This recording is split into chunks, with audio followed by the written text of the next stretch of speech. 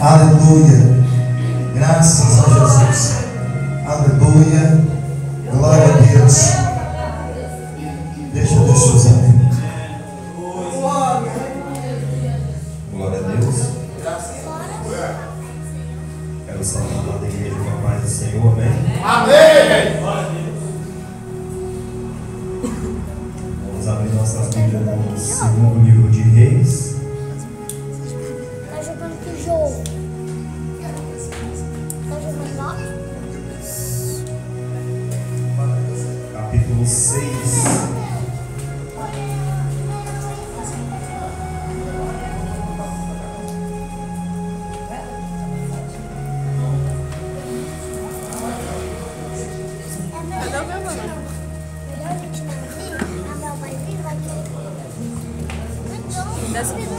Dá o cordão. Segunda Reis, capítulo 6, versículo 14.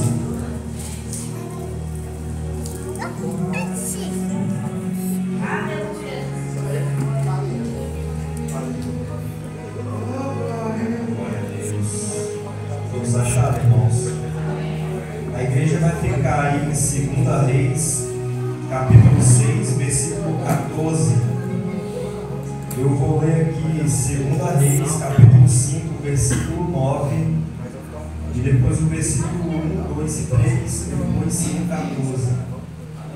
2 Reis, capítulo 5, versículo 9, está dizendo assim: veio, pois, Naamã com os seus cavalos e com o seu carro, e parou à porta da casa de Eliseu. Capítulo 6, versículo 1, está dizendo assim: disseram os filhos do profeta Eliseu: eis que o lugar em que habitamos diante da tua face é pequeno para nós. Vamos, pois, até o Jordão, entraremos de lá, cada um de nós uma viga, e façamos-nos ali um lugar para habitar. E disse ele: ide.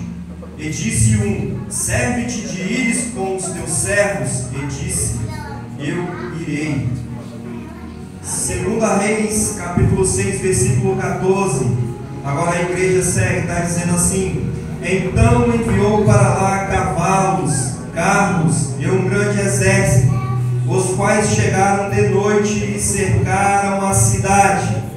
E o moço do homem de Deus se levantou muito cedo e saiu.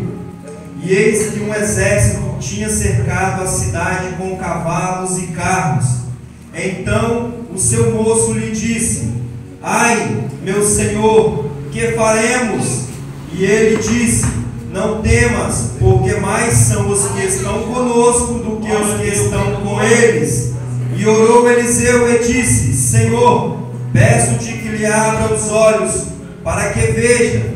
E o Senhor os abriu os olhos do moço e viu. E eis que o monte estava cheio de cavalos e carros de fogo em redor de Eliseu. Meu Deus. Amém? Ainda de pé, Senhor, meu Deus e meu Pai Todo-Poderoso. Eu quero aqui, Senhor, te agradecer, Senhor, por tudo que o Senhor tem feito na minha vida, ó Pai, por este dia, por tuas bênçãos, Senhor. Deus, em nome de Jesus, ó Pai, eis-me aqui, Senhor, na direção do Teu Espírito, diante do Teu altar, Senhor. Pai, a Tua palavra foi lida, Senhor, que venha de Ti a revelação, Senhor, que faça o Teu agir, o Teu mover, o Teu querer em nosso meio, Senhor. Aleluia! Aleluia! Em nome de Jesus. Amém. Graças a Deus. Podemos assentar. Quinta de guerra, né, irmãos? Tema muito forte. Falar sobre guerra. Tema sobre guerra. Nós vamos ver que a Bíblia ela inicia já em Gênesis e finaliza em Apocalipse somente falando de guerra. Guerra é um tema muito pronunciado na Bíblia. Nós vamos ver em todo momento está tendo guerra na Bíblia. Mas Deus me leva a uma guerra aqui para poder mostrar a força de Deus.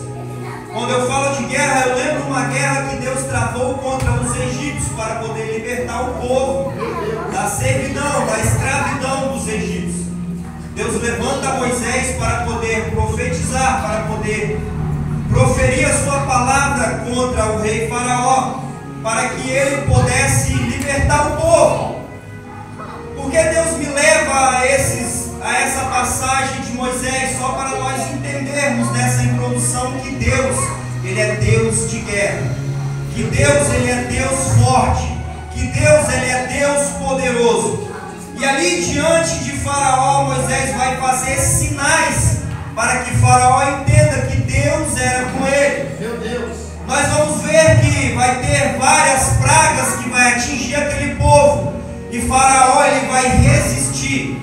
Mas a Bíblia diz que Faraó ele diz a Moisés: eu vou libertar o povo, Moisés. Mas quando chega a noite, Deus endurece o coração de Faraó, e de manhã Faraó ele se arrepende do que diz e volta até Moisés e diz: eu não vou libertar o povo. Meu Deus. A todo momento Deus endurecia o coração de Faraó. Meu Deus. Por que Deus fazia isso? Porque Deus queria mostrar para toda a geração, para toda a nação, o poder de Deus. Deus ele queria mostrar o seu poder sobre uma guerra. Entenda uma coisa: Deus é Deus de guerra, e se você estiver batalhando uma guerra, mas se você não tiver Deus, você será derrotado. Me mostra uma guerra que Deus perdeu, não existe. Me mostra qual batalha que Deus travou e perdeu. Não houve nenhuma batalha que Deus perdeu. Meu Deus. Nós vamos ver agora, irmãos, vários sinais, vários prodígios feitos da parte de Deus para com aquele povo, Meu Deus. até chegar ao último, a qual foi levado todos os primogênitos de Faraó. Todos os egípcios tiveram que morrer. E agora ele vai libertar o povo, e o povo vai caminhar. Mas quando o povo está caminhando, ainda assim vai endurecer seu coração. Ele vai juntar carros, ele vai juntar carruagem, ele vai juntar um exército a perseguir o povo, e o povo vai se debater de frente com o mar. A Bíblia diz que era de noite e tinha uma coluna de fogo que os clareava. Ou seja, os hebreus, o povo de Deus, estava em claridade. Mas a Bíblia também diz que tinha uma nuvem negra que tampava a visão de Faraó. Eles estavam próximos, mas Faraó não podia enxergar um passo à sua frente. Eles não conseguiam chegar até o povo de Deus. E durante toda uma noite a Bíblia diz que um vento ocidental assoprou. Sabe por quê, irmãos? Quem está com Deus, ainda que dure uma noite inteira o choro, mas a alegria vem pela manhã. A Bíblia diz que de manhã agora o mar se abre, e era como muros à sua esquerda, era como muros à sua direita, e o meio ficou seco, e aquele povo começou a marchar. Aquele povo atravessou o mar. Quando chegou do outro lado, o povo de Faraó adentrou, querendo perseguir o povo de Deus. Você vai ver que no meio desse trajeto, a Bíblia diz que os servos de Faraó vão olhar e vão ver as rodas de suas carruagens, elas se atolavam na areia e se quebravam. Os cavalos, eles se atolavam, e verdadeiramente eles tiveram que reconhecer e falar com suas bocas: Deus está guerreando contra nós. Deus estava guerreando contra aquele povo. E eu vejo hoje aqui pessoas que têm tentado contrariar, pessoas que têm tentado guerrear contra Deus. Não adianta você guerrear contra Deus. Sabe que tipo de guerra é essa, pastor? Pessoas que já têm vivenciado o poder de Deus na sua vida, pessoas que já têm vivenciado as promessas de Deus, pessoas que já têm vivido maravilhas que Deus tem feito, pessoas que já têm tido visões e disse com sua própria boca: verdadeiramente Deus é comigo. Mas mesmo assim ele tem endurecido o seu coração. Ele tem dito: eu não vou pela emoção. Então você vai por quê? Porque Deus, ele é emoção. Deus, ele é espírito. Deus, ele é sentimento. Deus, ele é amor. Deus, ele é amor. Primeira epístola de João está dizendo que Deus é amor, Deus é sentimento. Você está com emoção, é Deus na sua vida. Você tem sentido Deus, você tem vivenciado Deus, você tem desfrutado das maravilhas de Deus, você tem dito que Deus verdadeiramente é contigo, mas você tem endurecido o seu coração. Não adianta guerrear contra Deus, é como dar murros em milhões, é como dar soco em ponta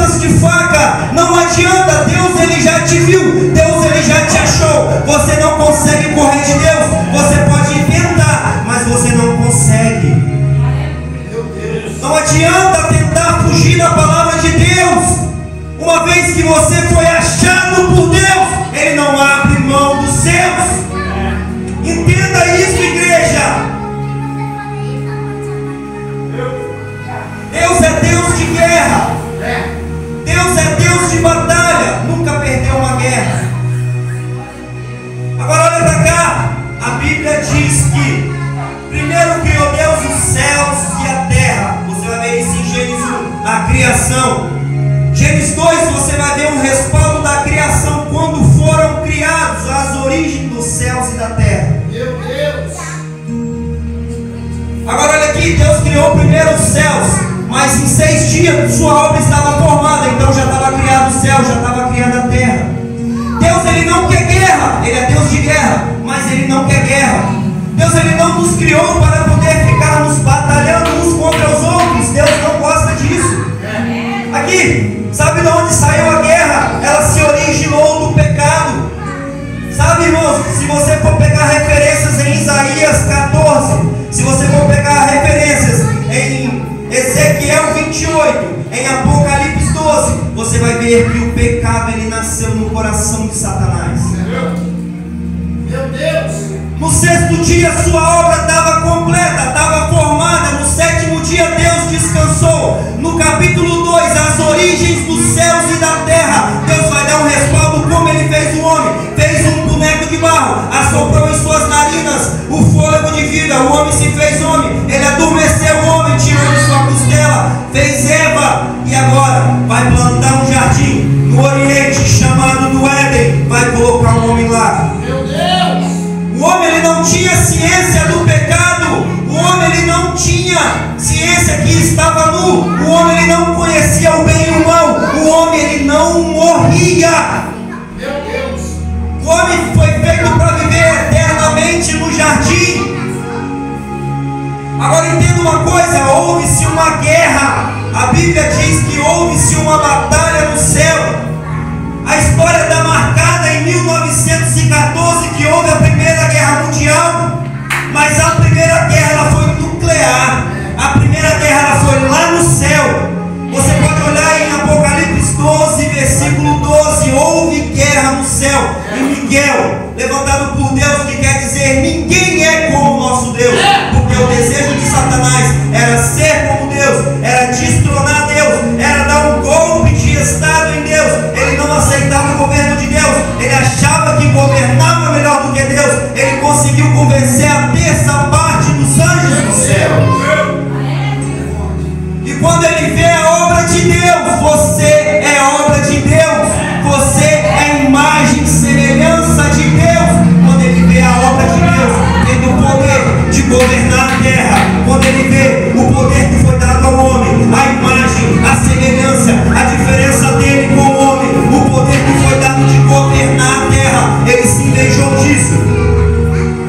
A Bíblia diz que teve guerra no céu e guerreou Miguel contra Satanás e os seus anjos. E foi-se uma guerra, mas foi vencida pelo sangue do Cordeiro. Depois da guerra, sabe o que aconteceu? Em Apocalipse está dizendo que agora vai ter festa no céu. Houve-se uma alegria. Alegrai-vos, por quê? Porque aquele acusador que está acusando de dia e de noite, agora ele tem sido derrotado e ele foi lançado na terra. Mas a Bíblia também está dizendo em Apocalipse 12: ai dos que habitam na terra, ai dos que habitam no mar. Por quê? Porque Satanás e a terça parte desceu para lá. E agora ele vai entrar numa serpente e vai maliciar a mulher a pecar contra Deus. Entenda uma coisa: a origem do pecado nasceu no coração de Satanás. Era uma origem interna. Foram coisas internas de dentro dele. A origem do pecado da mulher era externa. Satanás ele maliciou Eva para poder pecar. Olha a diferença.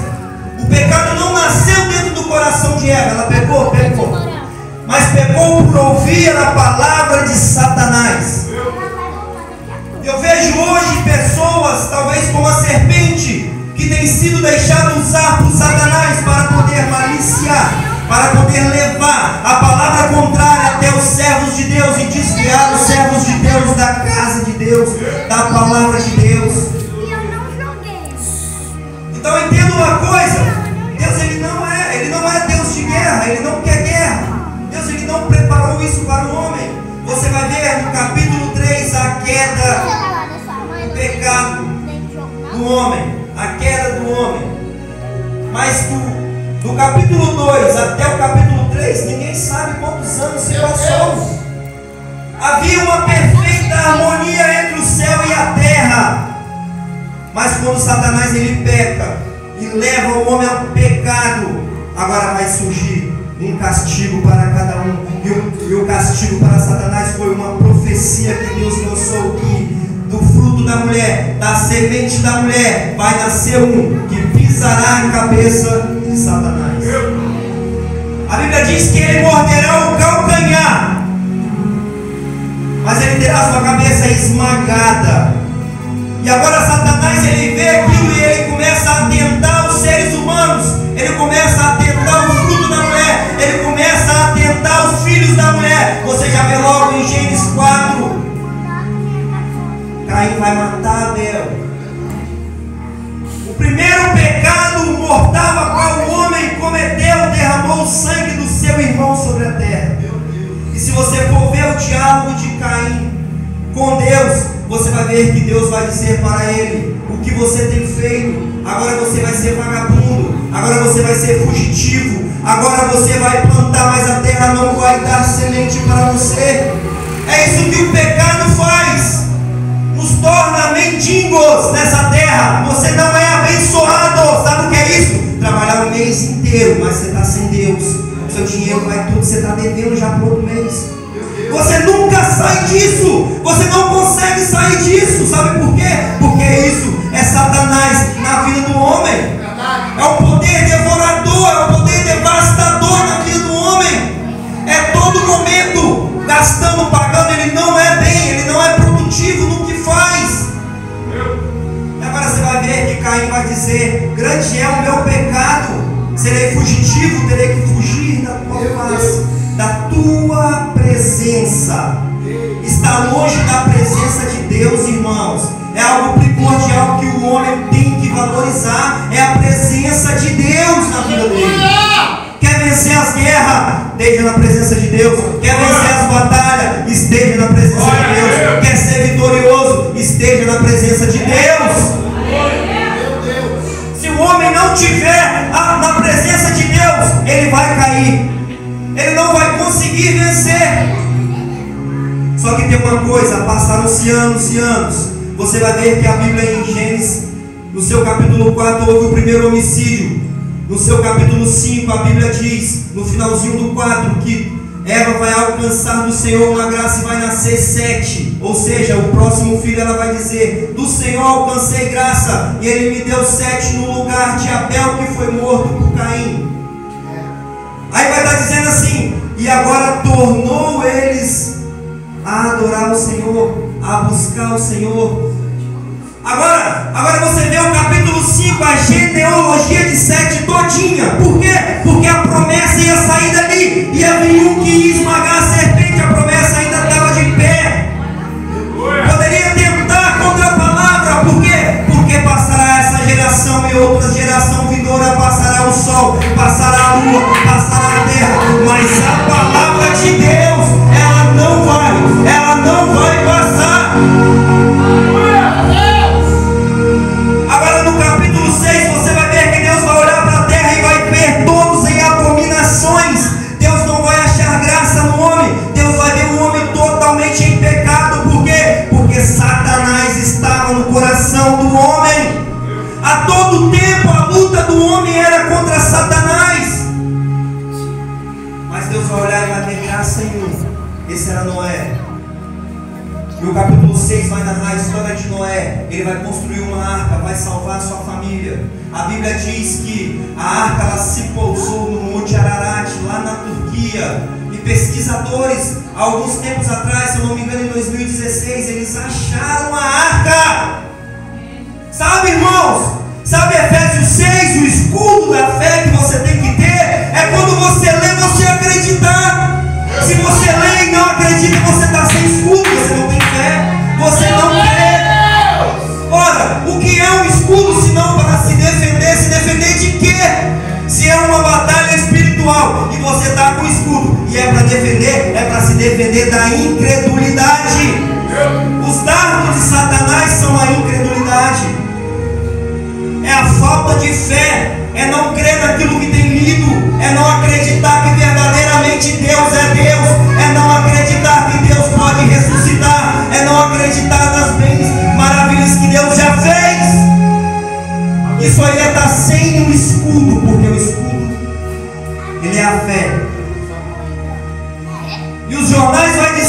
99,9% de chance acharam-se a arca de Noé. Meu Deus. Eles não disseram 100% de chance que era a arca de Noé. Tinha 1%, mas esse 1% ele é a fé. Ele pode ser pequeno, mas ele move montanha. Assim como uma semente, como um grão de mostarda, que é a menor semente, mas quando ela é plantada, é uma das maiores árvores. É a fé, é crer. Deus, ele não é Deus de guerra, irmãos. Meu Deus. A guerra está sendo travada porque originou o pecado dentro do coração de Satanás e maliciou o homem a pecar. Deus, ele não é Deus de guerra. Vamos ver, irmãos, o texto na hora qual nós lemos. Eu tenho que correr, porque o tempo é curto. Vamos ver que eu li 2 Reis, capítulo 5, versículo 9. Veio Naamã, pois, a casa de Eliseu. Eliseu estava onde, irmãos? Dentro de casa. Eliseu, ele tinha casa. Olha, o servo de Deus, ele tinha casa. No capítulo 6 você vai ver que ele era como se fosse um professor de profetas, porque ele aprendeu dessa maneira. Ele foi achado por Elias para poder aprender com Elias. Elias, ele foi levado, a carruagem de fogo o levou para o céu. Eliseu ficou. E ele vai passar esses ensinamentos para os seus discípulos. Ele vai ter agora alunos de profetas. E esses homens vão ir até o Jordão, vão cortar vigas, vão pegar madeira para poder construir um lugar mais amplo. Por quê? Porque a casa era pequena, era apertada. Repara que Eliseu, ele estava em casa. E se você for ler o contexto, você vai ver que Deus, ele revelava para Eliseu todas as artimanhas do rei da Síria. Quando isso acontecia, ele chegava até o rei de Israel e dizia: não passa por aquela rua, porque lá tem uma cerca. Lá eles estão te cercando, lá você vai ser pego, lá você vai morrer. Então o rei de Israel enviava soldados para lá, pegava aquela guarnição da Síria e destruía. E a Bíblia diz que isso não foi uma vez, não foi duas vezes, mas foi várias vezes. Então agora o rei da Síria, ele vai ter com ele, vai pensar: poxa, mas eu tenho um delator no meio de nós, tem alguém contando, tem alguém caguetando as minhas estratégias para o rei de Israel. Mas um servo vai dizer: não, Senhor, lá tem um profeta chamado Eliseu. Tudo aquilo que você ora no seu quarto, ele fala e revela ao rei de Israel. Então agora ele vai juntar carros, carruagens para poder buscar Eliseu. Onde ele está? Está lá em Dotã. Nós sabemos qual é a cidade. E cercou-se uma cidade inteira por causa de um homem. Cercou-se uma cidade inteira. Sabe o que é uma cidade, irmãos? Sabe o que é? Vila Velha inteiro está cercado por causa de uma casa.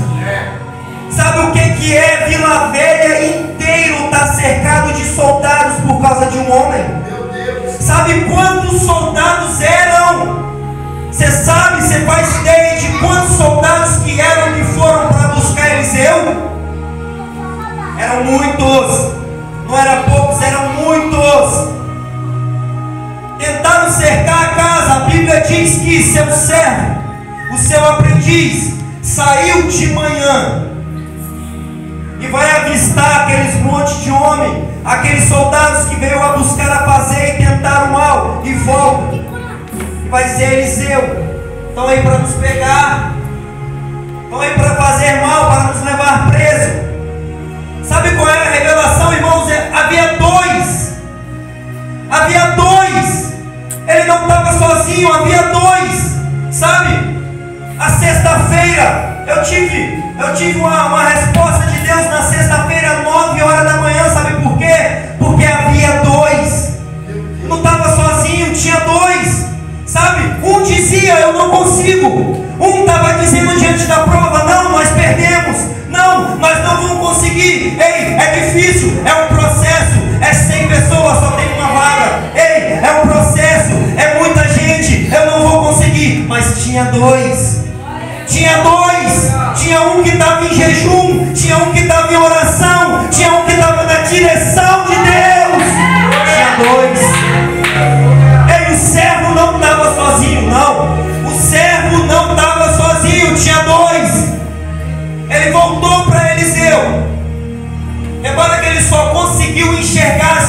dificuldades terrenas.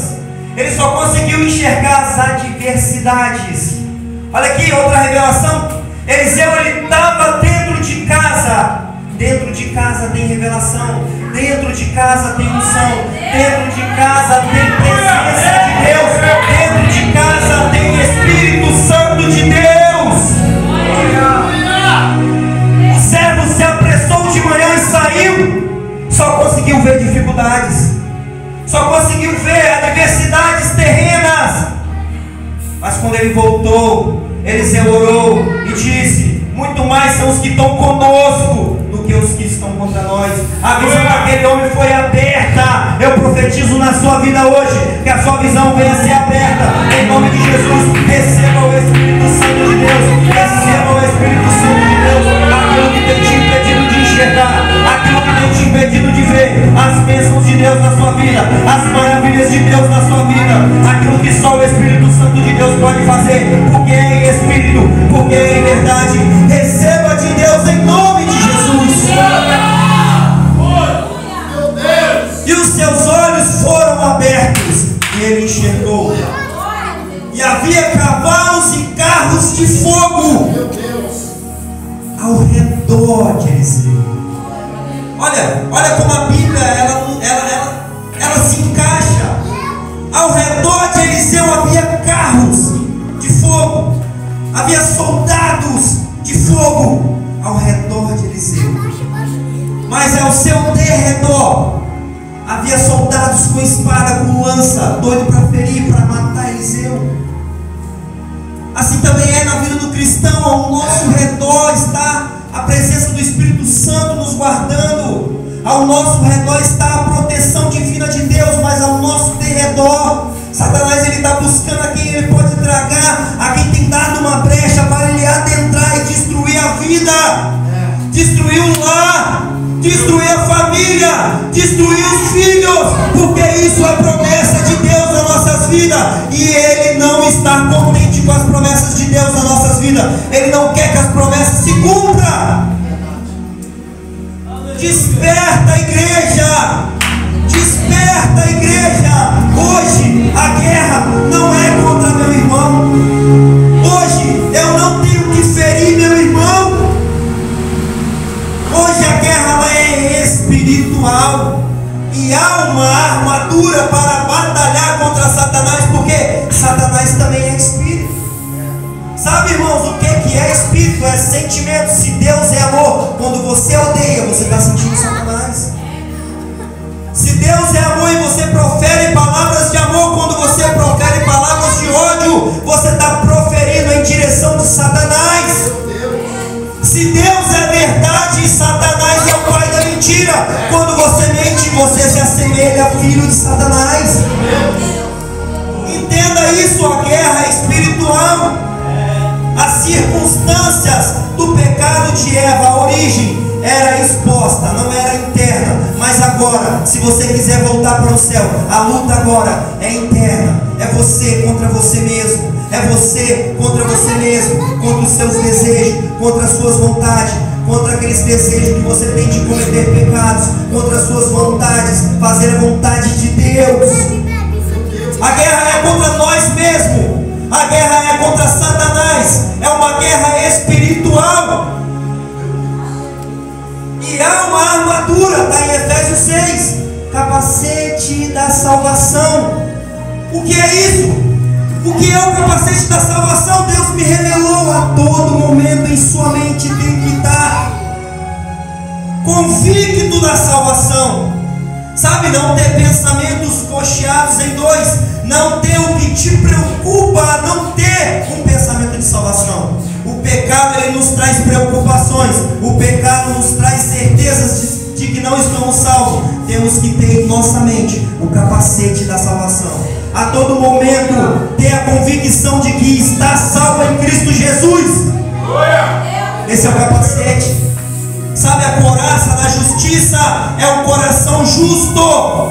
Ser justo. Não adianta não ser justo. Tem que ter a couraça da justiça. Tem que estar com os lombos cingidos da verdade. Sabe o que é cingir-se? Preparar-se. se preparar com a verdade. Por quê? Porque quando você é verdadeiro, Satanás cai por terra. Porque ele é mentiroso. Ele não consegue tocar na sua vida quando você é verdadeiro. Ser cingido com a verdade. O escudo da fé já foi revelado aqui. É um escudo, é para proteção, é para me proteger. Proteger de quê? Da incredulidade. Quando eu não creio, eu estou sem escudo. Quando eu não creio na palavra, eu não tenho escudo da fé. É a fé que nos faz crer. É a fé que move as montanhas. É a fé que age no coração do homem. E sem fé é impossível agradar a Deus. Está calçado no Evangelho, na palavra. Você vai ver em Salmo 1, nela meditar dia e noite. É o prazer do homem. O homem ele tem que achar prazer em meditar na palavra. Ele tem que ser agraciado por isso. Ele tem que separar um tempo todos os dias da sua vida para meditar na palavra. De dia, de noite. Está calçado no Evangelho. O Evangelho é Mateus, Marcos, Lucas e João. Ser conhecedor desses livros. Por quê? Porque é onde fala sobre Jesus. Jesus, ele batalhou uma maior guerra. Quem pecou? Foi o homem. Da onde originou o pecado? De Satanás. Quem morreu pelo pecado? Foi Jesus. Jesus, ele travou a maior guerra. Jesus, ele deu o sangue, o seu sangue inocente, para que poder houvesse salvação para mim e para você. Repara, verdadeiramente a serpente mordeu no calcanhar de Jesus.